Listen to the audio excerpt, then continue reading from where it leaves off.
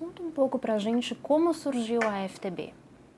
Então, Camila, no momento que começou a ser desenvolvido esse projeto da FTB, eu trabalhava com incorporação imobiliária. Nesse trabalho de incorporação, o que se faz? Você identifica um terreno onde pode ser desenvolvido um empreendimento e se faz todo o trâmite de aprovação do projeto, contratação de construtora, execução de obra. E depois do empreendimento pronto, essas unidades eram vendidas no mercado com um pequeno diferencial. Essas unidades elas eram vendidas com um financiamento direto.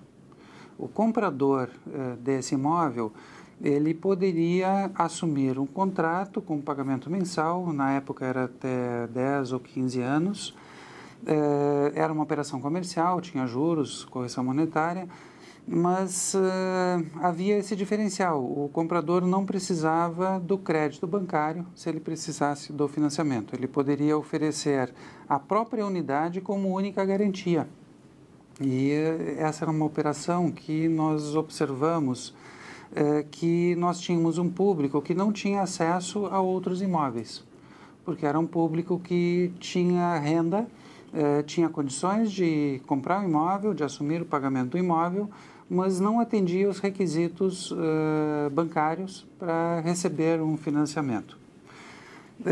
Com essa operação, nós tínhamos também um diferencial que, como esse público, ele tinha essa característica específica, que era atendida pela nossa operação imobiliária, nós não tínhamos concorrentes no mercado, não haviam outros imóveis com características semelhantes. Então, isso trazia uma competitividade muito grande, uma velocidade de venda dos imóveis muito grande. Com essa observação, nós começamos a fazer uma pesquisa avaliando qual era esse público que tinha renda e não tinha acesso aos imóveis. Essa pesquisa ela começou a ser desenvolvida com líderes comunitários, começou a ser ampliada aquele modelo inicial e nós então começamos a avaliar exatamente qual era o déficit habitacional, né? Qual era a faixa de renda que tinha acesso ao crédito bancário, qual era o público que deixava de ter acesso, por que não tinha esse acesso ao crédito bancário. E, baseado nessa pesquisa, então, começou a ser desenvolvida uma proposta de como atuar junto a esse mercado, o que deveria ser oferecido para esse mercado como uma alternativa. Depois das primeiras propostas do programa SAC, essa proposta ela começou a ser avaliada também por empresários e por representantes de governo para que cada um desses participantes pudessem dizer como esse trabalho poderia ser potencializado. Então, foi uma evolução natural de uma operação no mercado imobiliário que acabou tomando uma proporção, uma proporção muito maior do que aquela operação imobiliária que nós tínhamos, né? E entendemos que isso, para que pudesse ser atendido, deveria estar inserido dentro de uma organização social. Tamanho, o porte que tomou essa operação. E foi quanto tempo de pesquisas para que vocês conseguissem chegar nesse modelo ideal? Esse trabalho, no início, ele tinha um ritmo muito lento, né? Eu acredito que essas pesquisas junto a líderes comunitários, isso se estendeu mais ou menos por um prazo aí de 2 anos, né? O modelo, a proposta do SAC, ela começou a ser desenhada aí pelo final de 2001, começou a surgir as propostas, né, que depois foram sendo detalhadas, foram sendo aperfeiçoadas, né, e começaram a ser inseridos dentro dessa proposta a visão dos empresários, a visão dos representantes de governo. Mas o ritmo inicial não era um trabalho assim totalmente coordenado, né, uma equipe trabalhando em cima de um projeto. Eram dados que nós estávamos levantando visando otimizar uma operação comercial. Depois, essas informações elas foram utilizadas dentro dessa proposta e dentro de uma organização social. Carlos, muitas pessoas perguntam qual é a diferença entre ONG e OCIP. Por que a FTB é uma OCIP? Então, Camila, depois de, assim, já bem desenhado, bem estruturada a proposta do SAC, nós começamos a fazer uma análise jurídica de como seria a organização que poderia dar suporte para colocar em prática essa proposta. E então houve toda uma pesquisa sobre, dentro das organizações sociais, como elas estão constituídas, as organizações que seguem a linha de utilidade pública, as organizações que seguem a linha de interesse público, né? E dentro dessa pesquisa toda, nós tivemos acesso a um documento, ele está publicado hoje no site da FTB, é uma apostila que foi desenvolvida pela Comunidade Solidária, coordenado pela doutora Ruth Cardoso, e essa apostila ela era justamente uma pesquisa junto às organizações sociais, avaliando como as organizações sociais poderiam se tornar mais competitivas, poderiam ter mais condições de se desenvolver no modelo profissional. Na leitura dessa documentação, nós percebemos que uma das justificativas para a existência de uma nova legislação era a necessidade de se desenvolver um sistema de crédito que atendesse o objetivo social. Essa equipe que deu origem à legislação de OCIP, nas conversas com as organizações sociais, eles entenderam que o Brasil já estava muito bem atendido com modelos de sistemas de crédito que atendessem o objetivo econômico. Faltava um modelo de crédito que atendesse o objetivo social. E a terminologia que foi utilizada aí era justamente essa. Precisava ser desenvolvido um sistema alternativo de crédito. Nós entendemos que aquela proposta do SAC, que já havia sido desenvolvida anteriormente, ela se enquadrava perfeitamente com os objetivos dessa legislação. Então, a partir desse momento, nós colocamos nome àquele projeto, que antes não era chamado ainda de SAC, né? Nós utilizamos exatamente essa terminologia, Sistema Alternativo de Crédito, né? Vamos dizer assim, batizando aquela proposta com essa terminologia já utilizada na lei de OCIP. Então, todo o objetivo da legislação de OCIP, no sentido de profissionalizar, de trazer competitividade, de trazer eficiência para o terceiro setor, casou perfeitamente com os nossos objetivos. Então, naturalmente, definimos que a organização ela deveria ser uma organização social qualificada, né, homologada como uma OCIP, entrando exatamente dentro dos requisitos dessa legislação. E quais são os atributos de uma OCIP? A legislação de OCIP ela está regulada pela Lei 9790 de 99 e essa legislação ela determina que uma organização social, a partir do momento que ela recebe a homologação de OCIP, como uma organização da sociedade civil de interesse público, ou seja, a partir do momento que essa organização é reconhecida como uma OCIP, ela passa a contar com um tratamento tributário diferenciado. Primeiro, ela recebe total imunidade tributária sobre as suas operações, né? Essa organização ela passa também a ter a propriedade de receber doações de outras organizações privadas e essas organizações privadas, dentro dos limites estabelecidos pela legislação de OCIP, elas podem fazer a dedução desses recursos que eles direcionaram para uma organização social homologada como OCIP, dos impostos que ela tem a pagar. Então, isso seria como se nós transferíssemos para aquelas empresas que nos apoiam também a imunidade tributária referente aos recursos, referente ao limite dos recursos que elas estão nos direcionando, né? Além disso, a legislação de OCIP, ela confere também para a FTB a possibilidade de desenvolver termos de parceria com o governo.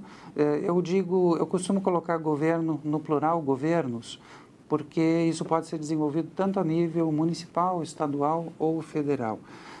E nesses termos de parceria, a organização pode assumir o espaço do governo nos assuntos de sua competência, auxiliando o governo no atendimento de metas, no nosso caso, muito fortemente focados na eliminação do déficit habitacional. Dentro do terceiro setor, quais foram as experiências que auxiliaram a FTB a chegar nesse modelo? Quando eu comecei a fazer as apresentações do programa SAC, através de palestras, às vezes eu era questionado a respeito dessa questão, olha, como você chegou a esse modelo, né? Ou o que existia na sua vida, o que você já teve de experiências, né, que você utiliza esse tipo de conceito, né? E então algumas vezes eu fiz um exercício, assim, uma retrospectiva, né, avaliando, voltando para, olha, desde quando existe alguma coisa semelhante, né? Desde quando eu utilizo referências que estão sendo utilizadas para construir esse modelo. Então, retrocedendo há alguns anos, eu vejo a luta contra a ditadura, a volta à democracia do país, toda a minha atuação nessa área, né? Retrocedendo mais um pouco, toda uma luta por melhora de direitos dos trabalhadores, de empregados, né? Eu lembro que eu ia para reuniões em grupo sindical de empresários, né? E dizia, olha, precisa ser desenvolvido participação de lucros nas empresas, nós precisamos, né, considerar o bem-estar dos nossos trabalhadores, né? E isso sempre era visto assim de uma forma não muito bem-vinda para aquele meio, né? Mas eu vejo que que já são componentes que vem replicando assim na minha vida em alguns momentos, né? E aí eu vou retrocedendo mais a participação em grupo de estudantes, sempre na faculdade, na escola, né? E consegui retroceder até mais ou menos os meus 7 anos, né? Onde eu plantava em praça pública uma muda de pau-brasil, né? E isso só me ocorre ainda na minha memória porque eu vi uma foto minha publicada no jornal, né? Onde tinha um artigo sobre esse momento, né? Mas esse momento é muito importante porque isso mostra que já era um aprendizado de família. Já era uma tendência dentro da minha família essa questão essa participação social, essa luta, né, para ter um ambiente, ter uma sociedade um pouco mais igualitária, né? Quando eu falo assim especificamente sobre as ferramentas que são utilizadas dentro da FTB, isso tudo me remete exatamente à minha experiência profissional, atuando aí, estudando o processo de franquias, estudando marketing de relacionamento, né? E muito fortemente nessa experiência na área de construção civil, né? Quando nós desenvolvemos quando nós analisamos toda essa questão do déficit habitacional e começamos a tratar com líderes comunitários e começamos a desenvolver as primeiras propostas desse programa que agora está batizado como SAC, nós começamos também a avaliar o que existia nesse modelo a nível mundial. E no Brasil, em outros países, né,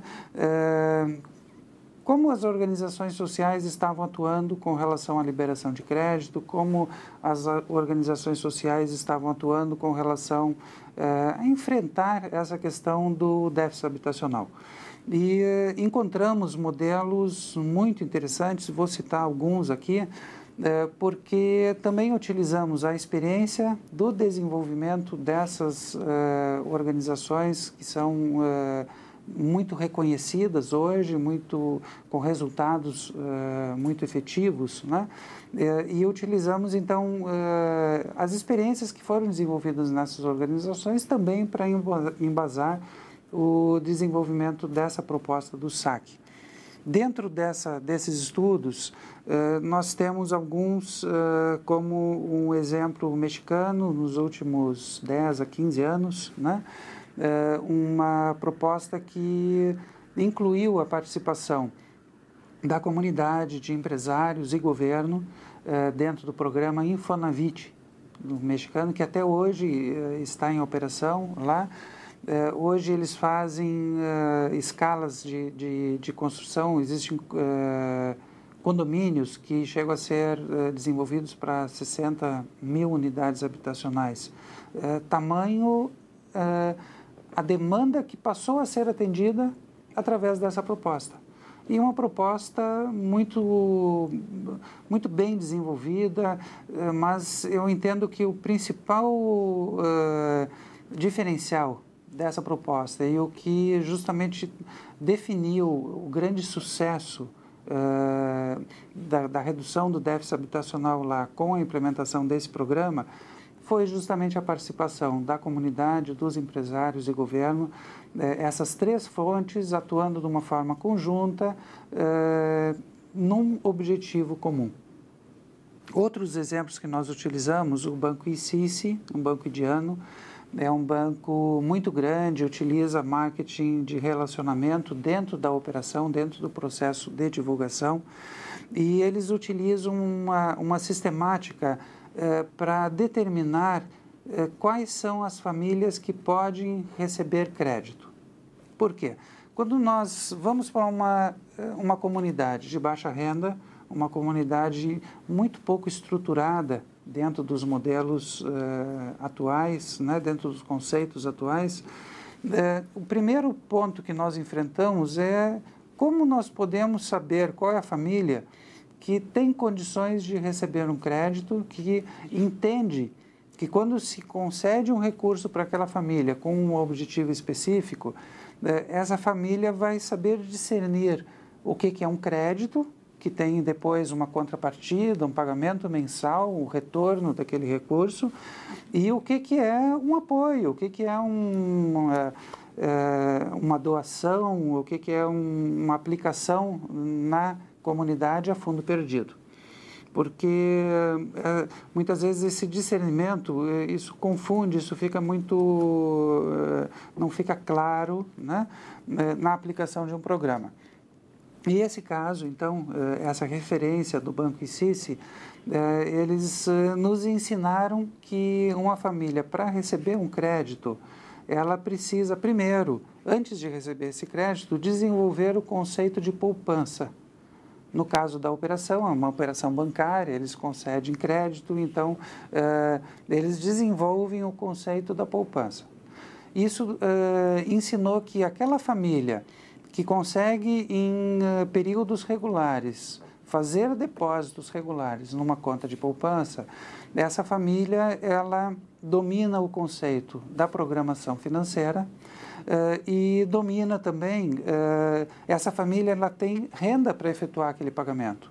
Não existe a necessidade de uma comprovação documental da renda da família, mesmo que essa renda seja informal, que não tenha como ser comprovada por uma documentação.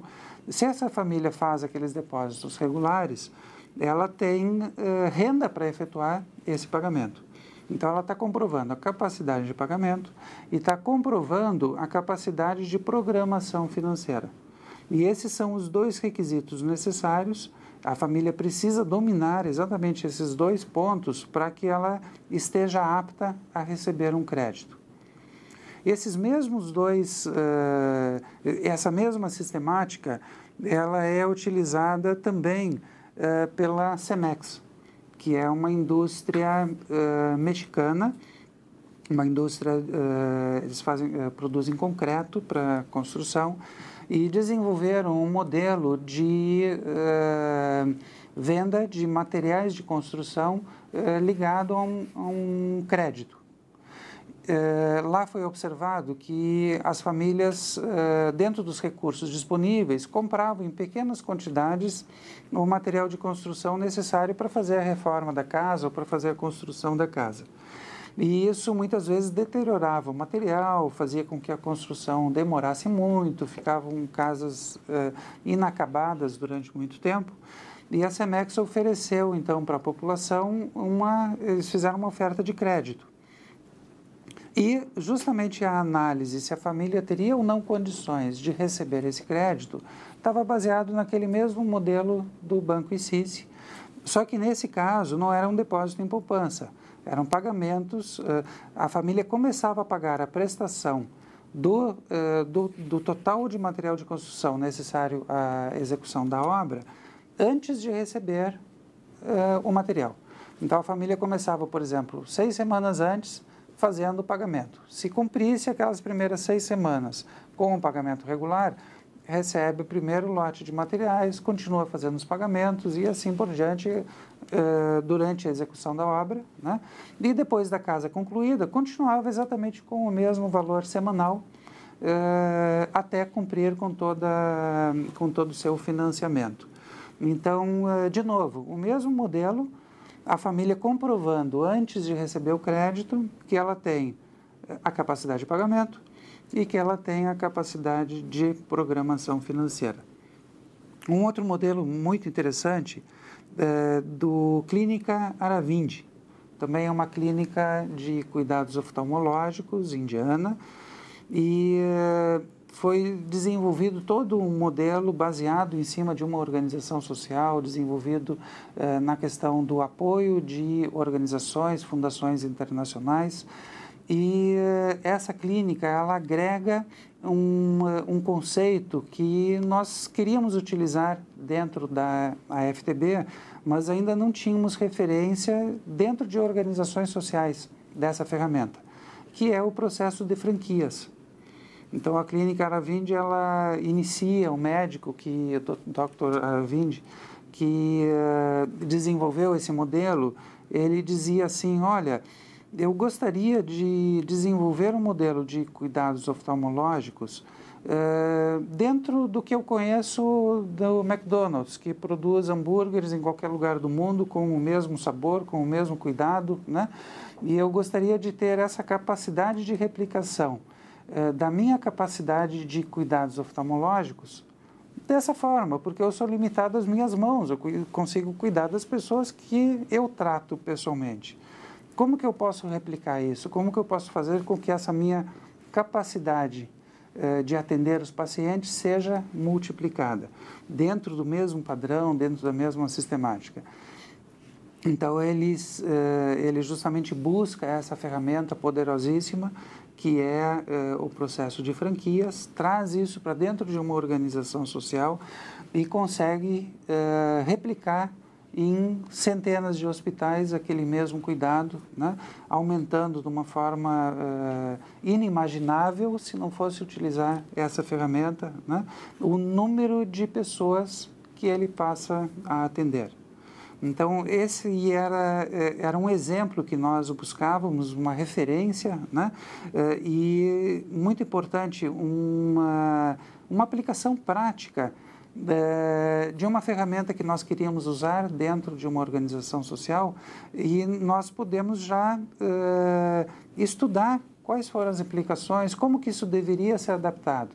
Uma ferramenta que é típica de uma empresa privada, quando se aplica dentro de uma organização social, quais são as implicações, quais são os cuidados que nós devemos ter, né? Onde que essa ferramenta se aplica muito bem nesse objetivo de multiplicação de um conceito, né? De multiplicação de uma sistemática né, sempre muito padronizada. Hoje a FTB utiliza esse conceito de franquias dentro do modelo de regionais. O atendimento em outras localidades, né, o nosso objetivo é que tenha a mesma eficiência, que tenha a mesma metodologia de atendimento dos associados que residem em São Paulo. Então, nós estamos conseguindo fazer essa multiplicação, nós estamos conseguindo replicar esse modelo de atendimento através dessa sistemática de franquias. Um modelo brasileiro que foi utilizado não é uma organização social, mas trata com o mesmo público que nós iríamos tratar com o programa SAC, é um estudo das Casas Bahia. Como lidar com uma população de baixa renda, quais são os diferenciais, quais são as expectativas, né, de pessoas que passaram muito tempo excluídas do mercado, consideradas como um mercado não suficientemente atrativo para que uma empresa desenvolvesse alguma ação atuando com relação a esse público, né? E então toda essa experiência brasileira das Casas Bahia também nos auxiliaram muito, né, para entender esse público, para saber como lidar, como conseguir essa comunicação, né, e o quanto é importante também a automação, quanto é importante todo o processo de TI, quando se precisa ter uma padronização para conseguir atender em grande escala, né? Então, um modelo muito importante dentro dos nossos estudos, né? De novo, com relação àquela ferramenta, né, de como avaliar se uma família tem condições de receber um crédito, nós chegamos a um programa da Caixa Econômica Federal que visava atender brasileiros que trabalharam no exterior, estavam voltando ao país, que, portanto, não tinham nenhum histórico de crédito, nenhum histórico que pudesse ser utilizado para liberação de crédito. E nesse programa, então, a própria Caixa Econômica Federal utilizou esse mesmo modelo do Banco ICICI e da CEMEX, né, onde se determina que a família precisa fazer primeiro a comprovação de capacidade de pagamento e de programação financeira para receber um crédito. Nesse modelo da Caixa Econômica Federal, impunha-se à família que ela fizesse o pagamento integral da parcela do financiamento durante um período de 12 meses. Depois de 12 meses fazendo o pagamento integral da parcela, então essa família estava qualificada para o recebimento do crédito, né? Nós entendemos também, estudando bem essa ferramenta, que quanto maior o valor dessa parcela mensal que é exigida da família, tanto menor o período que a família precisa fazer a comprovação do pagamento. No estudo lá do SAC, foi percebido que os valores disponíveis para direcionar para a habitação, eles não poderiam ser o valor integral de uma parcela do financiamento, porque enquanto essa família não estivesse residindo no seu próprio imóvel, ela teria um custo muito significativo dentro do seu orçamento com o pagamento do aluguel, com o pagamento da residência, onde ela estaria naquele momento até conquistar o recebimento do crédito. Então, nós entendemos que o valor da parcela mensal, durante esse período de comprovação de capacidade de pagamento e de programação financeira, deveria ser muito menor e o prazo deveria ser estendido, né, para compatibilizar exatamente os requisitos do uso dessa sistemática. Além do SAC, que é o Sistema Alternativo de Crédito, quais são os outros programas que a FTB oferece? Eu costumo dizer que o SAC é a principal bandeira da FTB. Então, é a parte mais visível da nossa organização. Muitos dos nossos associados chegam à FTB motivados pelo SAC, porque o SAC ele mexe exatamente nessa questão do déficit habitacional, ele apresenta uma alternativa para a família de baixa renda sobre como ela pode conquistar a sua casa própria. A maior parte dessas famílias, o saque não é nem uma alternativa, é a única opção que essas famílias têm para efetivamente conseguir conquistar esse grande sonho, né? Mas a FTB tem outros programas que, em sua maior parte, trabalham nesse contexto, auxiliando esse trabalho do saque nos seus objetivos. Então, o programa Procasa, ele se inicia com a definição de um patrocínio de uma empresa. Quando uma empresa direciona um recurso através de uma doação ou patrocínio para a nossa organização social, nós podemos desenvolver um convênio com essa organização privada, divulgando os benefícios do saque para o seu público interno, para os seus funcionários e colaboradores. Fazendo essa divulgação, trazendo novos associados dentro do grupo de funcionários da empresa patrocinadora, nós estabelecemos com essa empresa metas de atendimento, metas de recursos em contemplação, recursos mínimos, né, metas mínimas de contemplação, baseada nos recursos que a empresa está direcionando para a organização social. Então, nós definimos que no primeiro ano, 100% dos recursos são definidos como meta mínima de atendimento para esse público interno da empresa. Isso depois passa para 200%, 300% do valor do recurso. Então, com a evolução da parceria da FTB com a empresa privada, a FTB começa também a investir dos recursos captados, cumprindo, aumentando essa base de meta mínima de contemplação. Então, esse programa ele funciona muito bem porque a empresa passa a visualizar onde os recursos que ela está direcionando para uma organização social estão sendo aplicados. E ela consegue trabalhar com o desenvolvimento dessa parceria como um benefício também para o seu corpo de funcionários e colaboradores.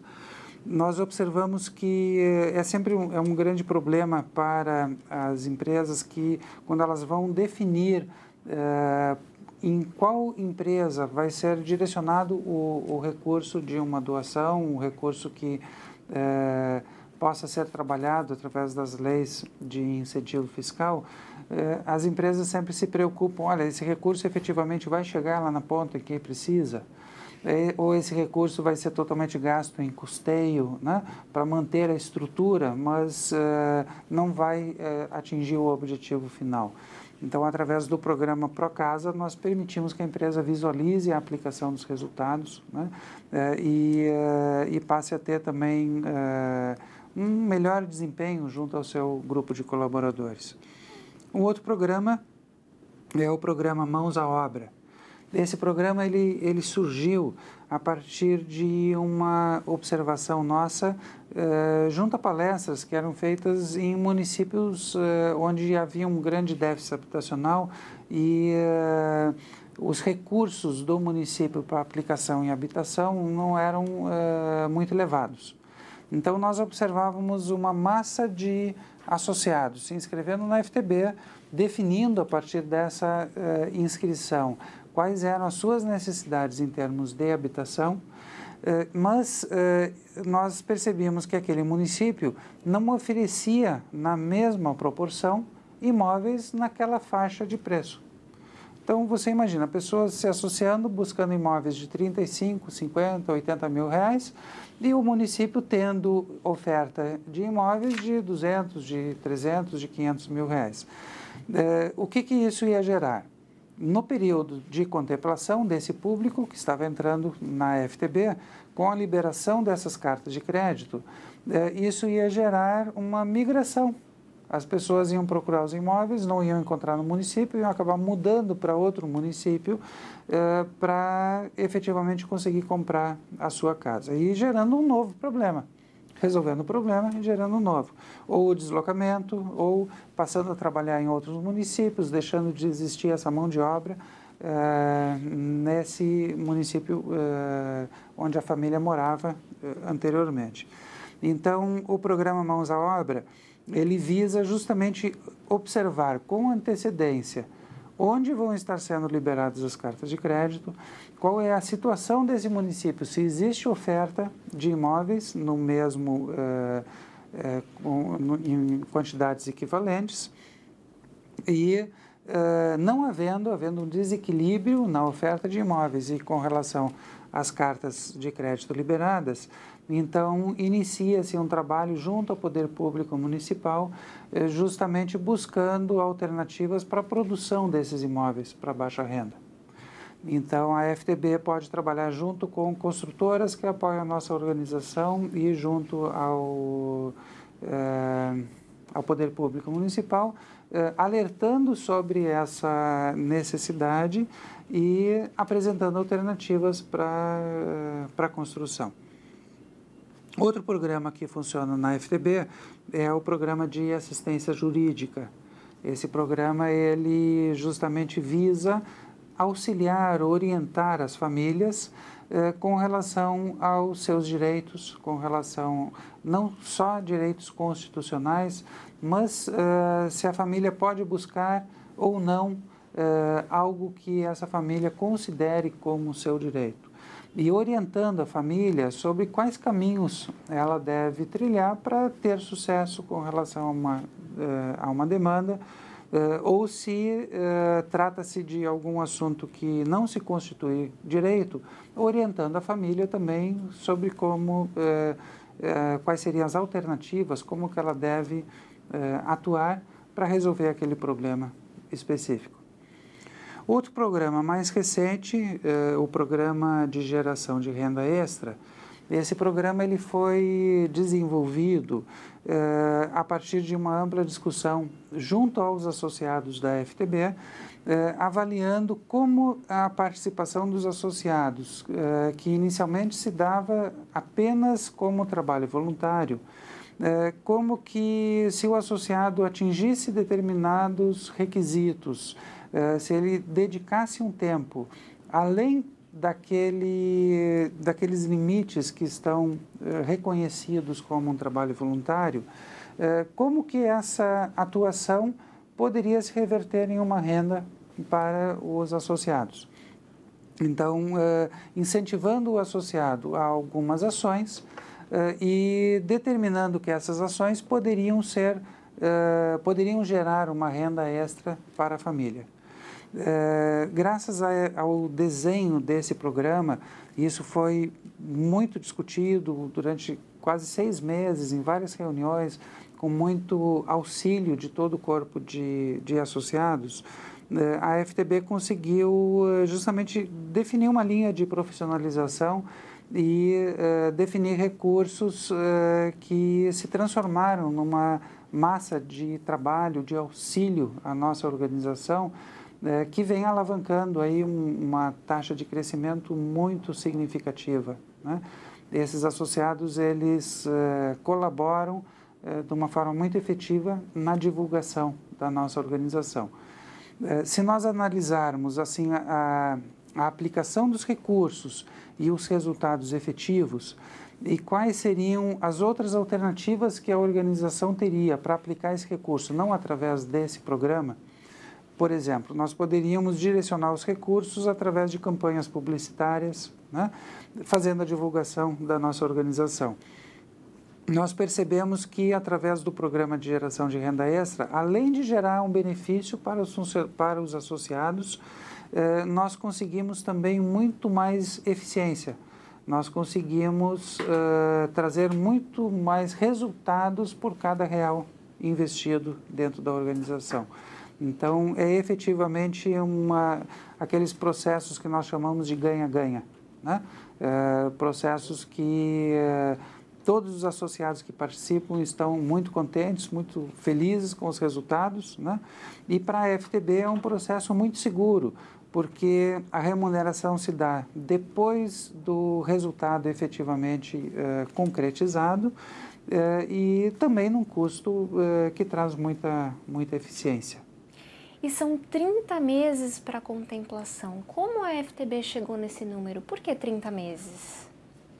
Camila, esse estudo avaliando qual seria o prazo suficiente para que a família fizesse a comprovação de capacidade de pagamento e apresentasse também a capacidade de programação financeira, como eu disse anteriormente, está relacionado ao valor que a família despende mensalmente dentro desse projeto. Então, nós precisaríamos que esse valor ele fosse significativo dentro do conceito, dentro do contexto de habitação, tivesse uma relação com o valor que a família passaria a assumir depois que estivesse residindo no imóvel, quer dizer, teria que ter uma relação com o financiamento, né? E, ao mesmo tempo, precisaria caracterizar essa capacidade de pagamento e a programação financeira. E nós observamos também que esse prazo de 30 meses, ele trabalha como uma linha, nós chamamos de linha de conforto para os associados. Quanto menor o prazo, menos associados se imobilizam. Quanto maior o prazo, mais associados se imobilizam. Por quê? Dentro da FTB existem as duas formas de contemplação, por tempo, que são os 30 meses, ou por mérito, antecipando, né? Se esse prazo fosse, por exemplo, de 1 ano, muitos associados entrariam na FTB dizendo, não, eu vou fazer, são 12 pagamentos, 1 ano eu posso me programar, eu não preciso antecipar, 1 ano é suficiente. Então, o prazo de 30 meses, ele não pode ser muito curto, não pode ser muito longo, né? E nós encontramos um equilíbrio exatamente em cima desse período de 30 meses. Nós definimos dentro do programa do SAC que esse prazo ele pode ser alterado. Se nós observarmos que está muito longo, né, que nós temos muitos associados se mobilizando, não há necessidade de tantos associados se mobilizando, nós poderíamos reduzir esse prazo e todos os associados passariam a trabalhar com um prazo mais curto, passariam a ter o direito de contemplação num prazo mais curto. No entanto, se nós aumentarmos esse período, aqueles associados que já têm o direito adquirido, que já estão no prazo já fizeram a sua inscrição com o prazo de 30 meses, seria respeitado o direito adquirido de 30 meses e os novos associados passariam a trabalhar com o prazo mais longo. Então, esse período de 30 meses, ele atende a essa comprovação de capacidade financeira, comprovação de programação, por isso a exigência da regularidade nos pagamentos, né?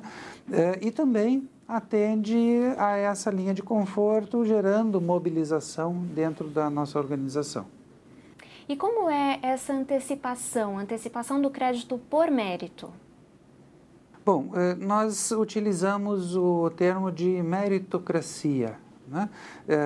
Nós, como uma organização social, um dos atributos de uma organização social é justamente trabalhar na mobilização da população, é utilizar o trabalho voluntário. Isso é um diferencial poderosíssimo de uma organização social. Embora o MOCIP diga assim, olha, nós precisamos profissionalizar, nós precisamos trazer competência, nós precisamos trazer as referências de uma empresa privada para o terceiro setor, para trazer essa competência, para trazer essa competitividade, nós não podemos esquecer os diferenciais de uma organização social. Nós não podemos abrir mão desses diferenciais sob pena de nós não termos toda a competitividade que nós poderíamos.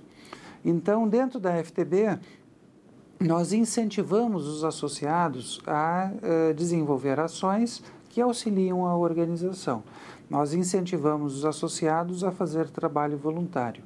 E aí nós utilizamos uma referência de um prêmio Nobel da Economia americano, e tem uma entrevista publicada na revista Veja, está no site da FTB essa entrevista, e ele diz no estudo dele, ele diz assim, olha, para que um cidadão se mobilize em prol da coletividade, nós precisamos prever não só benefícios para a coletividade, precisamos prever também benefícios a nível pessoal.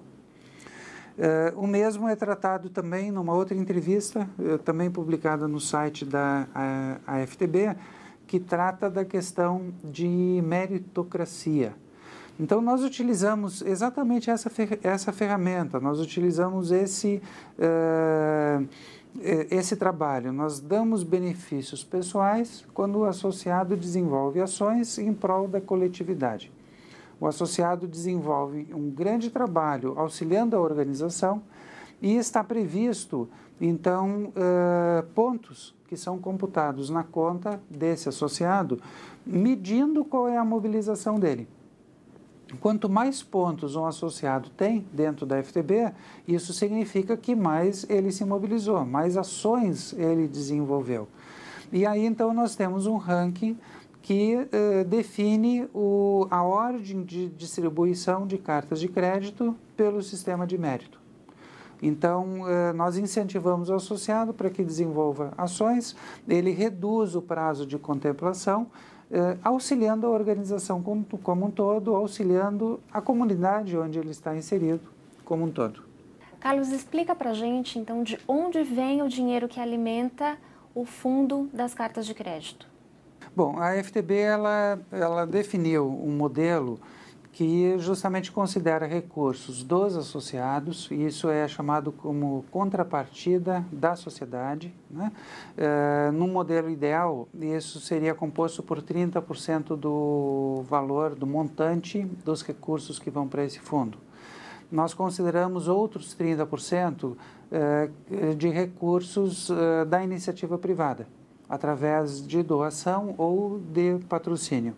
E os 40% restantes é considerado dentro do fundo, dentro desse equilíbrio ideal, como recursos de governos, de apoio de governo municipal, estadual e governo federal. No entanto, nós observamos que a captação desses recursos ela deveria obedecer uma determinada ordem.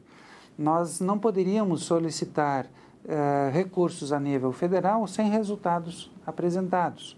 Nós não poderíamos solicitar um patrocínio de uma empresa se nós não teríamos anteriormente estabelecido todo um público com o qual a organização se comunica.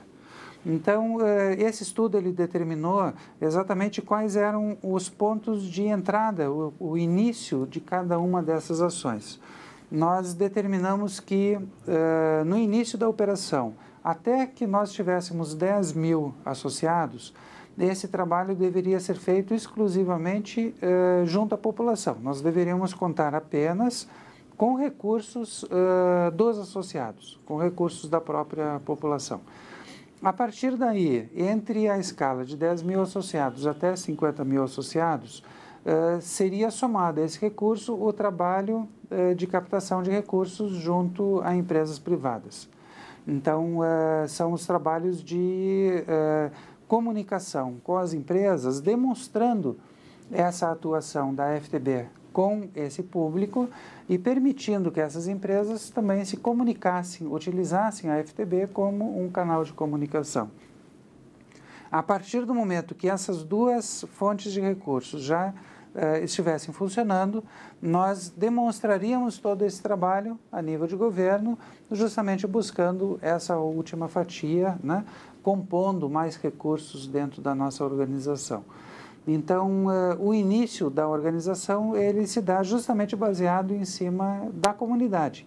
E esse é um grande diferencial da FTB.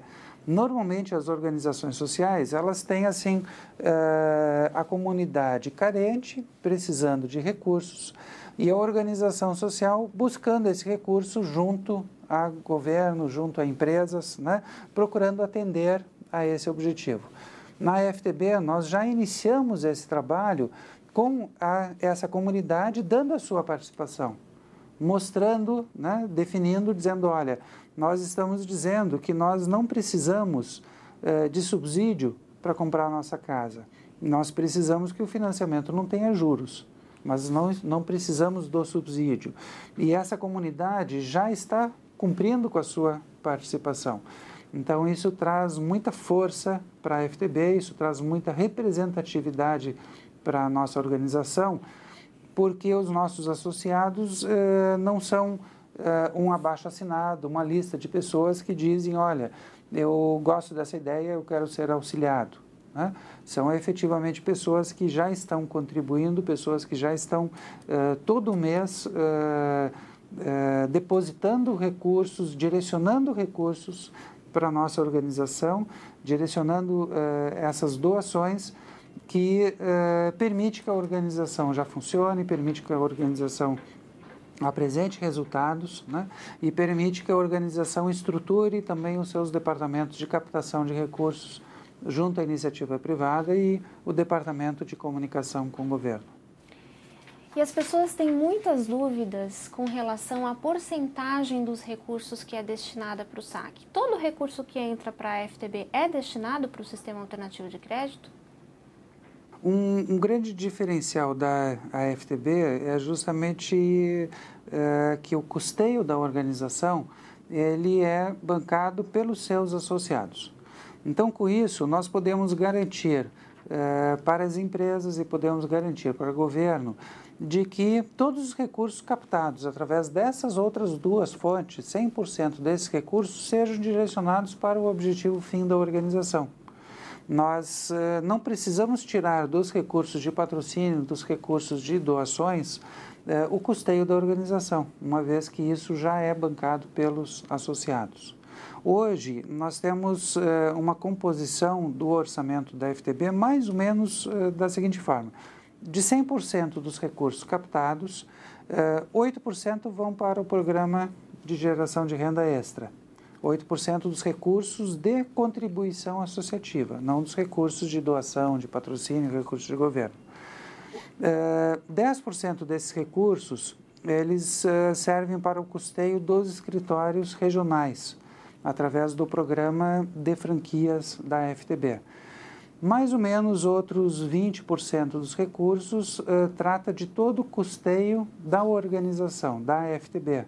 Todos os departamentos da FTB, todo o trabalho de apoio, ele consome hoje aproximadamente 20% dos recursos. E isso faz com que ainda 62% dos recursos sejam todos os meses direcionados para o fundo que gera as cartas de crédito. Então, hoje nós podemos dizer que da captação de recursos da contribuição associativa, aquela contrapartida dos próprios associados, menos da metade desse recurso nós consumimos dentro do custeio da organização e a maior parte é direcionado para o fundo. A isso ainda, então, deve ser somado no fundo os recursos de doação, os recursos de patrocínio. O nosso objetivo com o desenvolvimento da organização é fazer com que esse recurso de custeio ele venha gradativamente reduzindo com o aumento da massa de associados e nós não pretendemos desenvolver a estrutura, o custo da estrutura na mesma proporção. Então, o nosso objetivo é reduzir esse custeio para cerca de 10%, aumentando ainda mais os recursos que são direcionados para o fundo que gera as cartas de crédito. Num modelo ideal, nós podemos chegar, por exemplo, a mais de 70% dos recursos de contribuição associativa indo para o fundo e 100% dos recursos de doação, de patrocínio e recursos de governo também indo para o fundo, uma vez que todo o custeio já estará saindo das contribuições associativas. Carlos, você comentou que a FTB utiliza o marketing de relacionamento dentro dos programas sociais. Algumas pessoas têm uma visão meio torta a respeito de marketing de relacionamento quando a gente fala sobre marketing de relacionamento. Eu queria que você explicasse como é que funciona o marketing de relacionamento, por que foi utilizado e como que ele colabora dentro do SAC. Camila, tanto o marketing de relacionamento quanto a utilização do processo de franquias dentro de uma organização social, ela enfrenta algumas resistências, né? Mas isso ocorre porque as organizações sociais, há muito pouco tempo atrás, elas tinham aquele caráter típico de filantropia, né? Dizendo, olha, eu vou dedicar o meu tempo extra para uma organização social, não como um trabalho profissional, mas como um trabalho ou quem já estivesse aposentado ou quem teria uma carga extra de trabalho e aí dedicada através de uma linha filantrópica para a organização social. Com a legislação de OCIP, com toda essa questão de trazer profissionalismo, de trazer eficiência para as organizações sociais, isso permitiu que surgisse aí um novo tipo uma nova linha de gestão dentro das organizações sociais que traria uma gestão muito parecida com a gestão das empresas privadas. E trazendo também, então, para as organizações sociais essas ferramentas que até então eram típicas de empresas privadas. Quando nós falamos em marketing de relacionamento, isso gera ainda uma resistência extra, né? Porque essas ferramentas, elas trabalham muito forte na motivação, elas trabalham muito forte na busca por resultados, né? E isso é tratado assim como uma operação muito capitalista, né? Quando se fala em gestão de empresas privadas, né? Ainda potencializado com um capitalismo, né? Muito forte. Então, essa soma de todos esses atributos, né? Isso quase que traz para a FTB uma linha dizendo, não, vocês têm que ser eficientes, mas nem tanto, né? Ou vocês têm que agir como uma empresa privada, mas isso já é demais, gerar lucro, né? Uma organização social não pode ter lucro, né? E isso tudo são mitos, né? Uma organização não pode sobreviver se ela não gerar lucro. Ela precisa ser eficiente, ela precisa gerar lucro. O que ela não pode é trazer o lucro para o nível do benefício pessoal. A organização social precisa gerar lucro e precisa direcionar esse lucro dentro do seu objetivo fim. Então, na FTB, nós estudamos muito essa questão do marketing de relacionamento antes de aceitá-lo como modelo de divulgação, como modelo de replicação do modelo, do processo da divulgação do SAC, justamente por causa dessas resistências, né? E, de novo, fizemos muitos estudos sobre processos de marketing de relacionamento que estavam em operação. Utilizamos muito o modelo do Mega Bônus do Unibanco como uma referência, né? E entendemos que efetivamente é uma ferramenta poderosíssima e que precisaria compor o modelo da FTB dentro dos nossos objetivos, né? E dentro da alavancagem de resultados que nós estávamos propondo. Uma outra questão que está muito envolvida com marketing de relacionamento, existem restrições, existe às vezes resistência de pessoas para operar dentro desse modelo por trauma. Então, são profissionais que já atuaram com marketing de relacionamento em outras propostas, e essas propostas, por serem extremamente competitivas, por gerarem todo um ambiente de extremo luxo, buscando os recursos para aplicação efetivamente em iates de luxo, dizendo que você vai viajar de de helicóptero, que você vai ter uma vida extremamente fora da realidade do nosso dia a dia. E esses profissionais, quando percebem que isso está muito fora da realidade, muito fora do contexto que seja viável para a grande maioria das pessoas, acabam gerando um trauma, acabam gerando uma resistência muito grande e passam a não querer, não conseguir operar dentro de um modelo sadio de marketing de relacionamento. Na FTB, nós usamos esse termo marketing de relacionamento e não marketing de rede, justamente porque define o que é a operação. É trabalhar na divulgação, trabalhar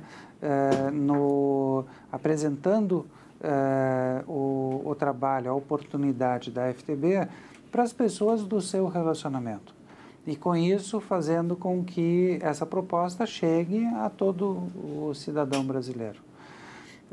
Outra resistência com relação a marketing de relacionamento é pela utilização dessa ferramenta dentro das pirâmides financeiras.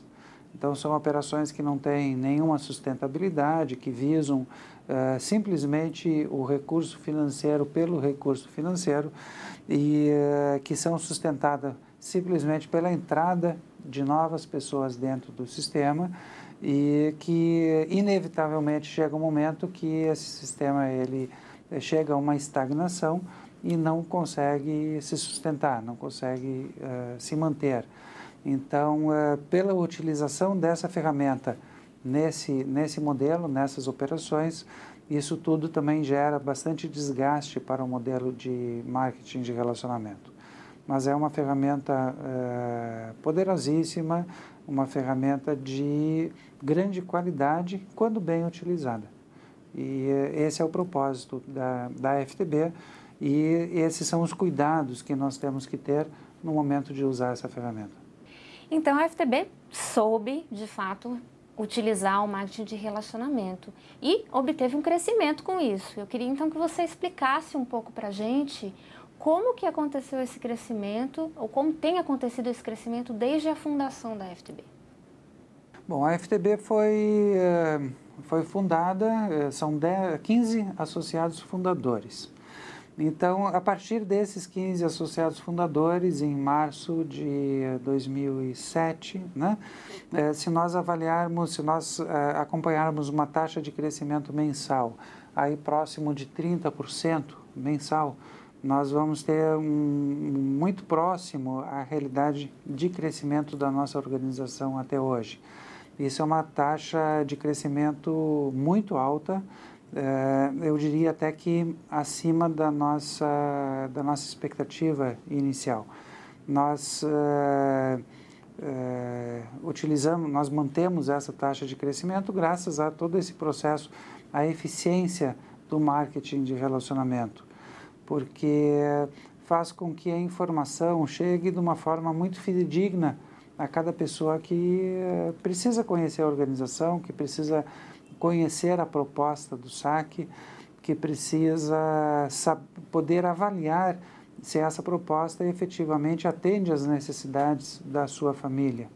Então, o marketing de relacionamento ele faz isso de uma forma muito eficiente e demonstra que foi uma escolha acertada da FTB a utilização dessa ferramenta para todo o processo de divulgação.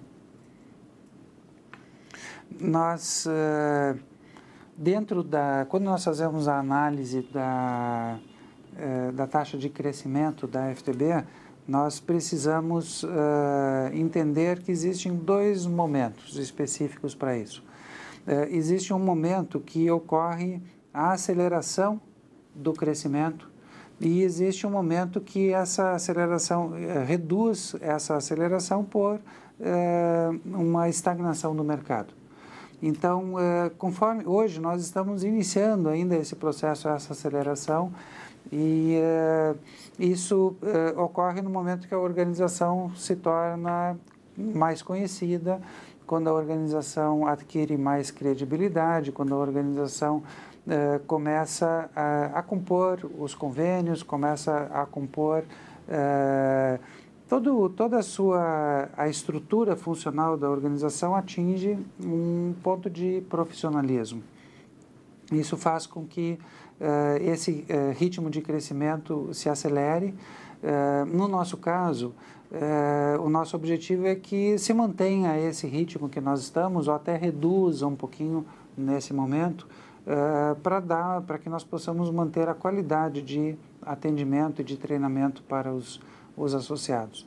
Mas existe um outro momento que nós entendemos que isso deve chegar mais ou menos entre 2015 e 2017, onde a maior parte das pessoas já conhece a organização e já tomaram uma decisão se esse programa atende a sua família ou se não atende a família. Então, aí começa a ocorrer uma estagnação do mercado, esse nível de crescimento necessariamente ele tem que reduzir, né? Chega um momento que esse nível de crescimento ele passa a acompanhar a taxa de natalidade do país. Quer dizer, aquilo que ocorre de expansão do número do tamanho da população, né? Praticamente a necessidade de novas habitações, esse ritmo de crescimento que a organização se mantém. Então, é um ritmo de crescimento muito pequeno. Nesse momento, então, entre 2015 e 2017, se torna muito importante dentro do orçamento da organização a entrada de recursos através de empresas privadas, através de governo, justamente compondo esse orçamento ideal, né, chegando a esse orçamento ideal, para que o ritmo de resultados que hoje está sendo apresentado pela organização seja mantido, para que não haja uma redução nesse ritmo de apresentação de resultados da organização. Então, hoje a taxa de crescimento, ela faz com que a organização tenha um fluxo de entrada de recursos que permita todo um ritmo de resultados que são apresentados, mesmo com um ingresso muito pequeno de recursos de empresas privadas ou recursos de governo. Entre 2015 e 2017, esses recursos se tornam muito mais importantes, né? Que todo esse trabalho de comunicação com as empresas privadas, todo o departamento de relacionamento com o governo já esteja muito bem estruturado e já esteja também drenando novos recursos para a organização. Então, efetivamente, a gente pode dizer que são 3 fontes de recursos dentro da FTB, que são os associados, que são as empresas e que são os governos. Eu queria que você contasse um pouco mais sobre essas fontes de recursos. Eu costumo dizer que são 3 motores propulsores, né? Fazendo um paralelo com uma aeronave com 3 jatos propulsores, e cada um desses, então, ele representa uma das fontes de recursos que gera recursos para a organização. A FTB, então, foi concebida considerando recursos da população, que é a contrapartida da sociedade civil, recursos da iniciativa privada e recursos de governo. É muito importante frisar nesse ponto que o Brasil hoje já detém toda uma legislação de incentivo para as empresas privadas para que apoiem as organizações sociais. A maior parte, a grande massa das organizações privadas não conhece ainda essa legislação que já existe e não sabe lidar com essa legislação dentro da sua contabilidade. Isso faz com que hoje bilhões de reais retornem para o governo, que poderiam ser direcionados para as organizações sociais com dedução integral de impostos a pagar, e esses recursos, então, eles retornam para o governo, não são aplicados nas organizações sociais por um desconhecimento de como lidar com essa legislação. Faz parte da estratégia de capacitação dos associados da FTB através do Departamento de Captação de Recursos, conscientizar as empresas, né, levar esse conhecimento para as empresas sobre como trabalhar com esses recursos e como direcionar esses recursos para a nossa organização. Hoje a FTB já tem muitos associados contemplados, já estão morando nas suas casas, então ela consegue receber muito mais recursos do que efetivamente entram nas contribuições associativas e nas três fontes, nas outras duas fontes, na realidade, que a gente comentou aqui. Mas eu queria entender o que acontece com esses contratos de crédito que já são efetivados dentro da entidade. Eles são descontados ou não? A FTB, quando faz uma contemplação, diferente de uma operação de consórcio, ela não compra e dá a casa para o associado. Ela permite o acesso ao crédito. A FTB concede o crédito, esse recurso é utilizado para a compra do imóvel e, mês a mês, o associado faz a devolução desse recurso sem juros, é um financiamento sem juros. O contrato que gera esse financiamento, ele poderia ser descontado e é previsto dentro da operação da FTB que a FTB pode vir a fazer esse desconto. No entanto, nós consideramos toda essa massa de contratos como um enorme balão de oxigênio da organização. Nós não consideramos nas operações regulares da FTB a utilização desse recurso, esse desconto. Nós operamos todo o custeio vem de uma parcela das contribuições associativas, os outros recursos são alocados e esses contratos eles permanecem como cada vez mais consolidando a organização e trazendo mais estabilidade para a organização. Se em um determinado momento a FTB entender que precisa acelerar o processo de contemplações, a entrega dos resultados da organização, nós poderíamos utilizar o desconto dos contratos, transformando esses recursos em recursos presentes e gerando novas contemplações. Mas isso, então, não é previsto como uma operação regular, e sim uma operação, em algum momento, de necessidade de ajuste no ritmo das operações. E nesse contexto, então, nasceu a revista da FTB. Conta um pouco para a gente mais sobre a revista, sobre a ideia da revista, como foi? A revista da FTB, ela foi concebida como um canal de comunicação da nossa organização com os associados, levando informações para os associados, aproximando os associados, alinhando todo o entendimento deles da nossa organização, né? E, ao mesmo tempo, permitindo também que as empresas privadas, que os nossos apoiadores tivessem uma comunicação com o nosso público. A revista da FTB ela é um instrumento importantíssimo dentro do desenvolvimento de toda essa estratégia de captação de recursos junto às empresas privadas. A revista da FTB, a FTB em Foco, ela já nasceu como um grande canal de comunicação e uma grande revista, porque ela iniciou já com tiragem de 60 mil exemplares, compatível com o número de associados da nossa organização. A revista ela tem muito espaço ainda para crescer, além desse número, porque ela precisa também ser um canal de divulgação da nossa organização para o público que ainda não conhece a organização e um grande canal de comunicação junto aos nossos patrocinadores e apoiadores. Então, é uma revista que já nasce com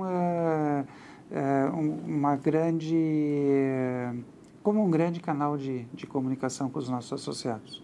Todo esse processo de crescimento da organização, esse ritmo acelerado com que nós atuamos, isso cria características muito específicas e que nós precisamos conhecer muito bem. Uma dessas características é a rápida defasagem de todas as informações, dos números, né? Por exemplo, legalmente se faz o fechamento de balanço nos primeiros meses do ano, né? E se nós seguirmos esse espaço para o fechamento e publicação dos balanços da FTB, isso faria com que na publicação do balanço ele já estaria totalmente defasado, porque estaria demonstrando resultados médios do ano anterior e num cenário já totalmente novo, né? Numa massa de associados, numa massa de participantes, né?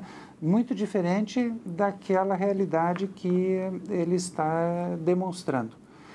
Isso faz com que dentro da FTB nós tenhamos que desenvolver hoje indicadores que sejam atualizados diariamente. Nós estamos criando uma área no site da FTB, onde vão estar sendo apresentados esses indicadores atualizados diariamente, trazendo a realidade e demonstrando esse dinamismo com o qual a organização enfrenta no seu dia a dia.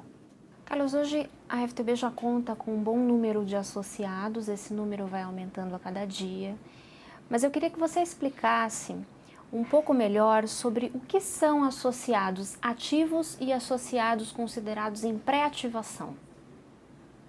Quando nós concebemos o conceito do saque, nós não tínhamos ideia de que algumas pessoas viriam a se associar à nossa organização e não dariam continuidade a essa inscrição. Então, surgiram inscrições que nós começamos a ter uma massa de associados e observar que as ativações em cima dessas inscrições acompanhariam um número bem menor. E observando essa realidade, então nós começamos a fazer uma classificação dessas inscrições e começamos a definir que o associado, no momento que ele apresenta a sua intenção de participar da nossa organização, ele estaria em pré-cadastro. A partir daí, ele teria a ativação da sua inscrição e efetivamente estaria participando, né? Tudo isso foi uma surpresa dentro da FTB e hoje nós temos uma massa de mais de 50 mil associados e um pouco mais de 10 mil associados ativos. Então, aqueles associados que já tomaram a decisão e já estão efetivamente contribuindo com a organização e participando da organização como um todo, dentro de todos os seus programas, monta um número um pouco superior a 10 mil associados. Os restantes, né, quase 50 mil associados, nós entendemos como um público que entende que o programa do SAC atende às suas necessidades, mas eles ainda estão naquele período de busca de mais informações até que tenham suficiente segurança para dar um passo a mais e efetivamente se tornar um dos associados ativos. Então, isso foi configurado dessa forma e se tornou muito positivo para a organização, porque faz com que, quando nós consideramos associados ativos, nós sabemos que são associados que já pesquisaram muito sobre a organização, que já tomaram a primeira decisão para se inscrever, tomaram a segunda decisão para dizer, não, eu quero ativamente estar participando. Então, hoje, quando nós tratamos quando nós avaliamos a taxa de crescimento da organização, nós avaliamos a taxa de crescimento em cima desses dois números, o número total de associados e em cima do número total de ativos. Com isso, nós podemos observar que mês a mês, a taxa de crescimento de associados ativos sempre é um pouco superior à taxa de crescimento de associados total. Isso nos demonstra que essa massa de associados que está acompanhando a organização, cada vez ela toma a decisão de ativar sua inscrição um pouco menos tempo. Essa massa ela vem reduzindo gradativamente, né? o que também demonstra que a nossa comunicação com os associados está cada vez mais eficiente, nós estamos cada vez conseguindo levar as informações de uma forma mais fidedigna e em menos tempo, que é muito positivo. Hoje, dentro da FTB, então, os associados ativos são associados que efetivamente já efetuaram algum pagamento e mantêm as suas contribuições associativas em dia, né? São associados que participam e apoiam financeiramente a nossa organização. Quando nós analisamos esses números, mais de 50 mil associados inscritos e um pouco mais de 10 mil associados ativos, nós precisamos também observar um fenômeno que, com a taxa de crescimento, cada vez mais associados se inscrevem por dia dentro da nossa organização. E isso faz com que uma grande parcela desses 50 mil associados ainda não tenha vencido o pagamento da sua primeira contribuição associativa. Então, se nós falamos em 30% de taxa de crescimento, nós podemos falar aí em mais de 10 mil associados inscritos nos últimos 30 dias, que provavelmente um grande número, ou até próximo desses 10 mil, nem tenha vencido ainda a sua primeira contribuição associativa. Então, nós começamos a contar como associados ativos no momento que ele efetua o pagamento da sua primeira inscrição, e ele se mantém dentro desses associados ativos quando ele mantém a sua contribuição associativa pontual e ininterrupta. E para todos esses associados ativos, a FTB então desenvolveu um centro de treinamentos e capacitação. Fala um pouco para a gente a respeito desse centro de treinamentos. A FTB, desde o início das suas atividades, sempre definiu como uma das necessidades passar informação para os seus associados. E a forma de passar informações fidedignas, a forma de instruir os associados seria exatamente através de treinamentos. Então, nós desenvolvemos inicialmente cursos de orientadores, depois desenvolvemos outros módulos, outros treinamentos, sempre passando informações para o associado de como a organização funciona, por que ela funciona daquela forma, como funciona cada um dos seus programas, né? Instruindo os associados sobre o que é uma organização social, como funcionam as organizações sociais. Então, nós passamos sempre uma grande massa de informações para o associado e, através desse nosso modelo de rede de relacionamento ou uma rede social, nós fazemos com que essa informação seja replicada dentro da FTB para todos os associados. Então, nós temos pessoas já muito treinadas, posicionadas dentro dessa nossa rede de relacionamento, e essas pessoas replicam essas informações em diversos níveis.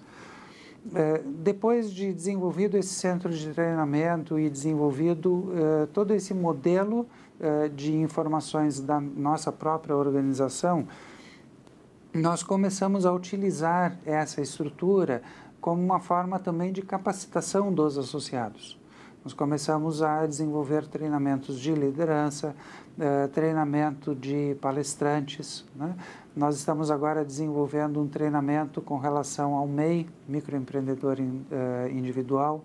Então, são treinamentos que buscam capacitar o associado, trazer mais oportunidade de colocação profissional e instrução para os associados da FTB.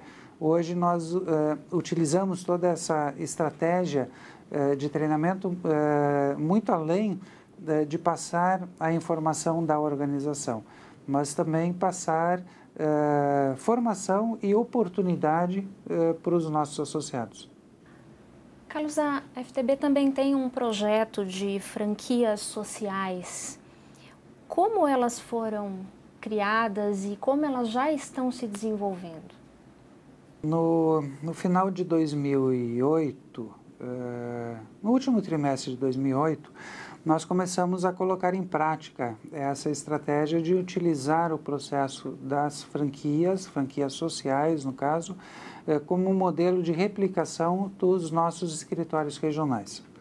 Então, nós começamos a detalhar todo o modelo, começamos a desenhar como deveria funcionar essa replicação, começamos a desenvolver treinamentos com associados que tinham interesse em assumir unidades das franquias regionais, passando para eles as informações específicas sobre a gestão de um escritório regional, passando informações sobre todo o modelo de franquia, a lei de franquia no Brasil, falando sobre o que seria uma franquia social, embora ela estivesse totalmente ligada ao modelo jurídico de uma franquia empresarial, mas quais seriam os diferenciais, quais seriam os cuidados que nós teríamos que ter com essa operação quando ela estaria lidando ligada a uma operação, a uma organização social.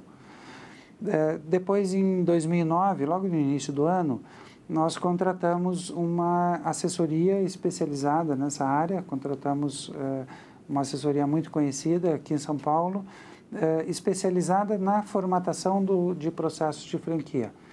Já com alguma experiência também em franquias sociais, eles durante todo o ano de 2009 nos acompanharam no desenvolvimento desse modelo, recomendaram qual seria o sistema a organização, o relacionamento da FTB com a empresa franqueadora, toda essa parte jurídica, contratos, registros de marca. E andamos, então, durante todo o ano de 2009, detalhando o processo das franquias sociais. Aqueles associados que, no início de 2009, já haviam apontado para nós o interesse de assumir a gestão dessas unidades, eles nos auxiliaram, então, com a montagem das primeiras unidades e que nos serviram de laboratório, nos serviram de modelo dessa replicação. Eles montaram, cada um na sua cidade, unidades muito semelhantes à unidade regional que nós temos em São Paulo, e operaram essa unidade durante todo o ano, enquanto a consultoria também estava nos ajudando no fechamento do nosso modelo, porque é um modelo muito específico, trabalha com regras específicas, um público também diferenciado. No final de 2009, nós conseguimos, então, já ter esse modelo muito bem fechado, né, muito bem estruturado. Partimos para toda a estruturação jurídica das unidades de franquia já em operação e terminamos o ano de 2009 com 7 unidades de franquia já em operação. A maior parte delas terminou o ano já no ponto de sustentabilidade econômica já alcançada, né, o seu ponto de equilíbrio, e isso nos permitiu então fazer todo um planejamento para o ano de 2010, buscando desenvolver núcleos regionais que hoje a FTB já tem, que já estão em operação, começar a selecionar dentro desses núcleos regionais aqueles que teriam capacidade de gestão, teriam capacidade financeira, que conseguiriam transformar suas unidades também para um modelo de franquia, fazendo os escritórios regionais. Durante o ano de 2010, a nossa intenção é terminar o ano com pelo menos 50 unidades já instaladas, estruturadas, em operação. Quando nós avaliamos esse número hoje, passar de 7 para 50 unidades, parece que é um número por demais, buscando um número muito grande de unidades. Mas nós precisamos entender que muitas dessas unidades elas vão surgir de núcleos que já estão em operação hoje. Então, seria um ajuste da operação, formatando, passando para a padronização visual, passando para o modelo de atendimento de uma regional. E justamente devido a isso, devido a essa Hoje nós temos mais de 70 núcleos em operação a nível Brasil, então isso mostra a viabilidade de atingir esse número e até ultrapassar esse número dentro do ano de 2010. Então, conta pra gente a respeito das previsões da FTB para 2010, quais são os cenários? Nós trabalhamos sempre com cenários bastante conservadores, né? E, inclusive, não é bem visto dentro da FTB explosões de crescimento. Isso pode ocorrer dentro do modelo, mas nós consideramos que o crescimento deve ser sempre muito sustentável, precisa ser sempre muito sólido, né? E esses associados que estão entrando precisam sempre receber muitas informações da organização, passar pelas etapas de capacitação. Então, nós estamos trabalhando com o final de 2010, com algo em torno de 80 mil associados ativos, né? 2011, trabalhamos aí num número em torno de 300 mil associados ativos. Nós podemos observar por esses números que nós já trabalhamos com projeções que demonstram um ritmo de crescimento menor do que aquele ritmo de crescimento que a FTB já vem operando até hoje. E isso justamente é para que nós possamos sempre trabalhar em cenários bastante conservadores, muito factíveis de serem atingidos, né? Se nós fôssemos considerar um cenário otimista, né?